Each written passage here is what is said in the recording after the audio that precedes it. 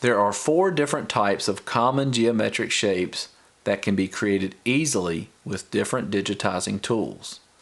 They are a rectangle, an ellipse, a star, and a polygon.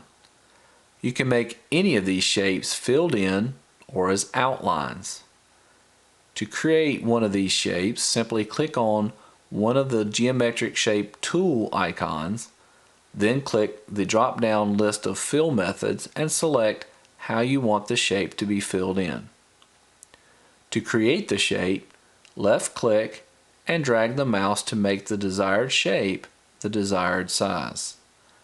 You can change the size of the shape by using the top left or bottom right handles of the wireframe that is drawn around the outside of the shape.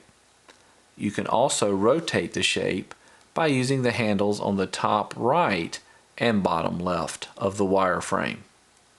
Once you have the shape like you want it, right-click and click on Stitch It.